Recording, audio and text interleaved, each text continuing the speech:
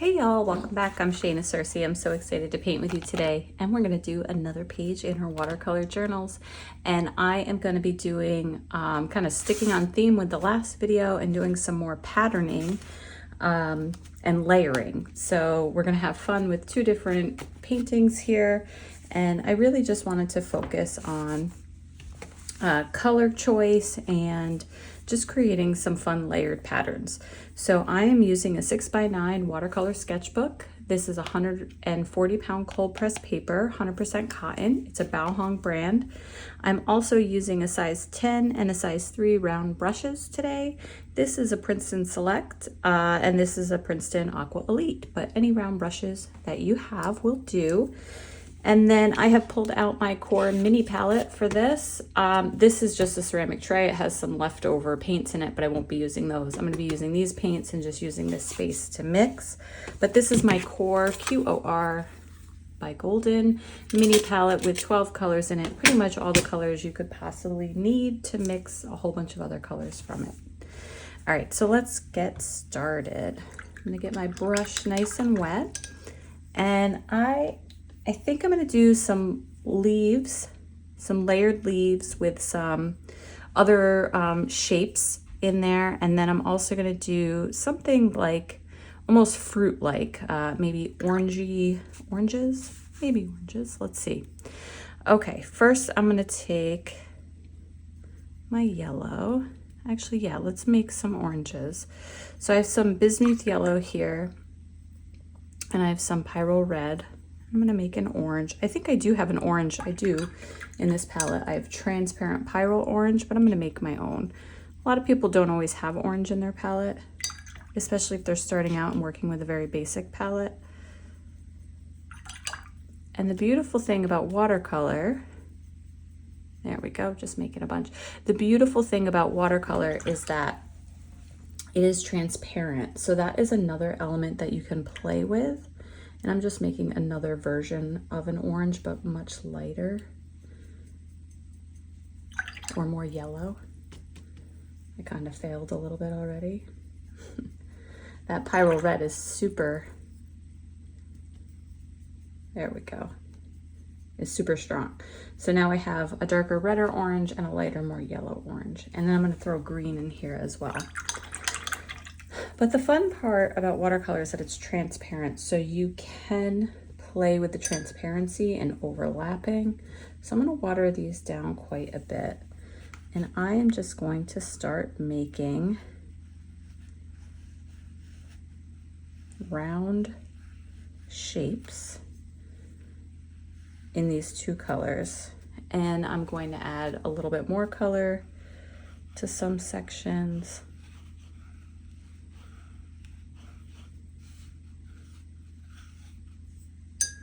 And I don't want you to get too hung up on the exact shape itself, but I'm just trying to be a little random here. Going all the way right up to the edge. Put one here, and you can play with sizes too. They don't all have to be the exact same size.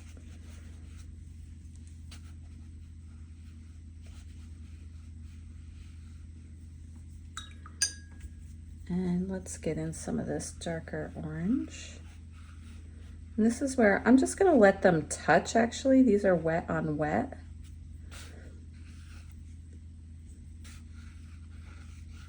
So if something is still wet, they're gonna bleed into each other. But if something is dry, it will just overlap and you'll get a transparent kind of look through it.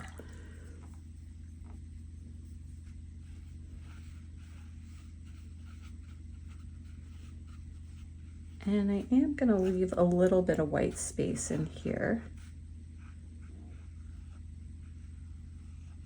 in the piece itself, but you could also leave some white space inside some of the round circles. Actually, just added a little bit of this orange to the edge, this yellow one, just because I can. Because I want room for some green in here.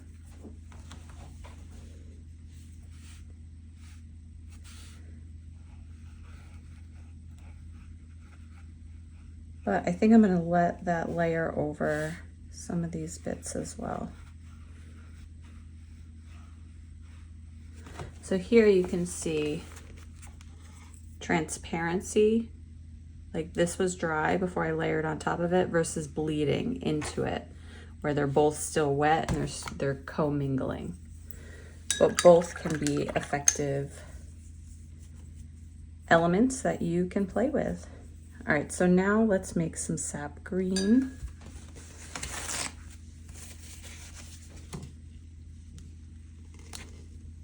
Just gonna make a little space for myself. The one thing I love about these core pan paints, this mini palette, is that the colors are super concentrated. You barely have to get them wet and they are like ready to go. Where some cheaper paints or like not professional grade paints, you'll just notice that there's less pigment, they're not as highly pigmented. And other brands, it all depends on their ratios of pigment to binder, which is what holds the paint together. And some of them have less pigment in them, so they're less concentrated. You need more of the paint overall to create the deeper color. All right, so I am gonna start, actually, I think I'm gonna use my smaller brush for this. My size 3. And I am just gonna start creating some little leaf shapes on all different sides of this, and I am gonna let these overlap.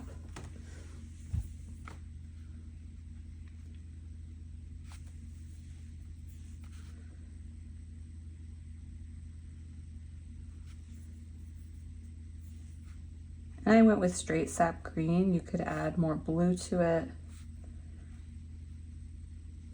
And I'm kind of drawing around these shapes as I go around, leaving a little white space in them. So drawing out the leaf shape.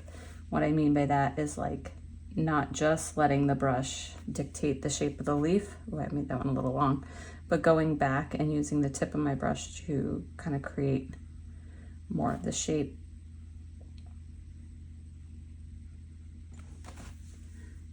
Like that, like so.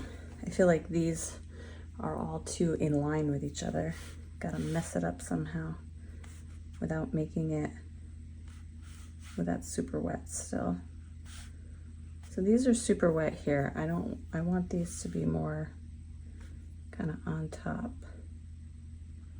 So I'm gonna let that, I'm all for a little bleeding, but if it's not gonna hold the shape, you're not gonna be able to tell it's a leaf then.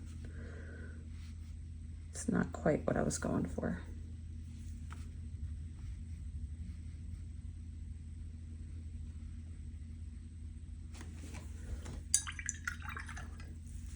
And I'm gonna take my dryer out and just dry this area a little bit.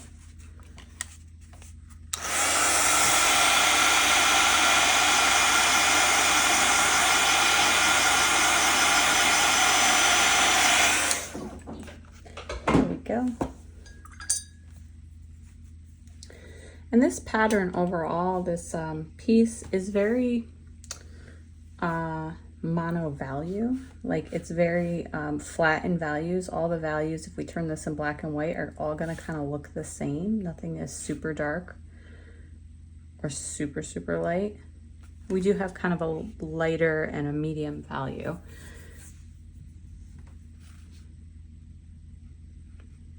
Which gives it kind of a calm, not over dramatic. I'm adding a little bit more by adding some contrast to the leaves, just going a little darker on some of the sap green. Does that make sense to you? When I say they're like the same or similar values. It's the dark and the light. And a great way to kind of figure that out in your painting, if you have a phone and you're looking at it and you take a picture of it and just use the black and white mode on it. And if everything kind of looks exactly the same, nothing is super much darker and, you know, much more highlighted. When you turn it black and white, that'll tell you everything's kind of the same value. You might need to go like super dark on something if you're trying to get that oomph. All right, so that's fun. Little orangey peach, could be peaches, could be oranges. Pattern. We're gonna let that fully dry and then we'll take our tape off and we'll see how that looks. Let's move over to this other side. And I'm so proud of myself that I went from left to right instead of right to left. I always paint this way. And then I'm like, while I'm painting over here, I'm laying my hand in the previously painted piece. So now we're gonna move this way so my hand is not laying on the newly painted piece. All right, so I'm gonna go with a totally different color scheme, I think, over here. I'm gonna still use yellow. I haven't used yellow a lot. I don't use it a lot. So I'm gonna keep some yellow over here. Let's see, I have this bismuth yellow. And I also have a nickel azo yellow. Let me see here. Oh, there's a lot of green in there that I've mixed in.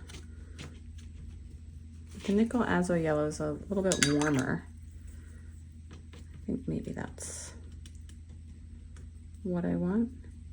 See how that's a warmer, kind of bronzier yellow. If I can get all the green that I've mixed out on top of it. There we go. Kind of a coppery yellow. All right, and I'm definitely gonna use blue and then overlapping will make some greens. I have two blues to choose from. I have Ultramarine and I have a Phthalo blue green shade. I actually think I'm gonna do Phthalo blue green shade, but I'm gonna mix a little green into it. We're gonna get more of a blue-green teal color going on here, and this is my color combination. It looks a little funky, but I think it's gonna work out. I think it's gonna work out. All right, I'm gonna make this pattern kind of up and down this way. I'm gonna start with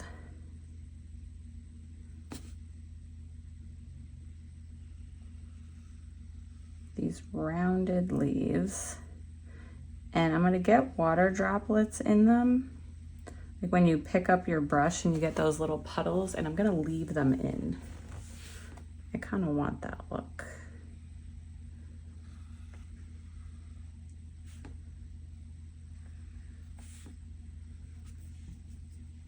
I'm actually not getting as many as I would like.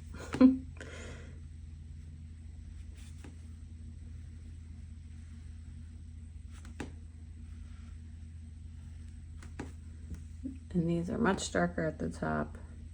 Add a little more water.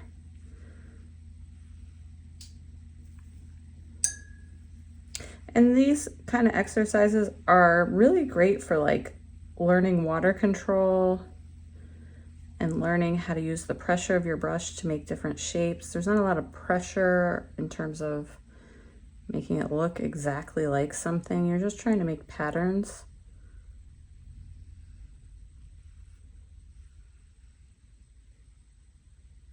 And they're loose and they're fun and they're organic and they're not like super, oh, I don't know the word, like representational. It doesn't have to be the exact. I'm gonna use a little more blue in this one. It doesn't have to look exactly like a certain plant or something like that. I'm gonna come up this way. And again, we're gonna overlap.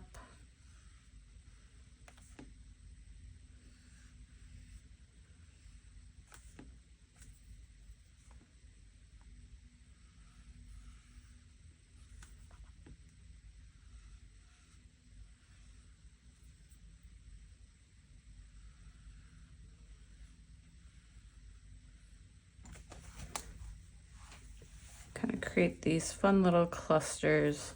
Let's go back to some more green.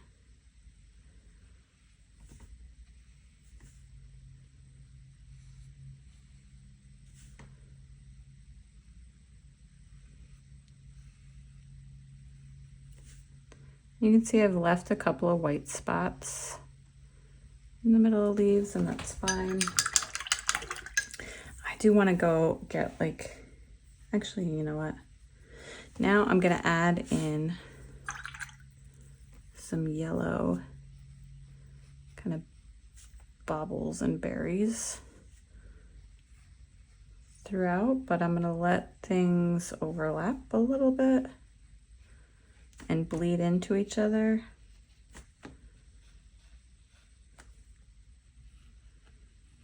And once I get a couple of these down, I'm actually going to take some darker, more intense yellow. Just kind of drop it in and see what happens. Core paints, these specific paints are very well known for wet on wet. The paint travels very far. You don't have to do a lot to get it to kind of move once you've put it down.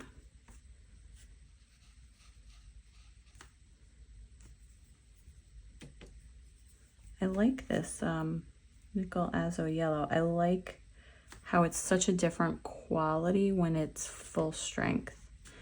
Like it can be a nice light kind of cheery yellow when it's diluted, but then we really get the full saturation and power of the yellow, and it has this really rusty color to it, which I really like. All right, I'm gonna let that dry ish. I'm gonna come back in with some darker blue.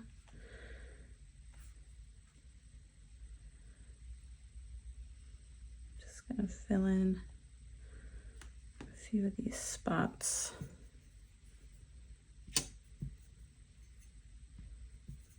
With even some more intense color. So this is super saturated. So like what I was talking about before, this is kind of nice the way it is. It's a little bit, it's got a little contrast in it. We got some of these darker colors and the darker yellow to the lighter yellow, but I'm gonna go a little crazy and add just a few more. I'm a contrasty girl. I like things to pop. I have a hard time doing subtle on a lot of things, so it's probably something I should practice more of. So I'm just throwing in a few on the very top layer that are super dark, which might be a bit much, but I digress. Let's finish up. Perfect, and now we can take off. You can dry it first. Actually, let's do that. Let's get out our little heat tool. If you don't have one of these, they're great. If you have a blow dryer, use it on low velocity, high heat. That's great as well.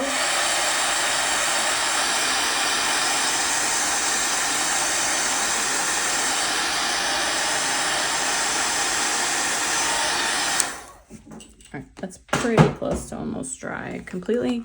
I'm going to take off my tape and get rid of this red tape on the outside, which should give us a nice strong, some kind of strong lines around the edges. You could definitely save your tape. I'm doing a bad job of that, and reuse it. But there we go. We have our two fun little patterns.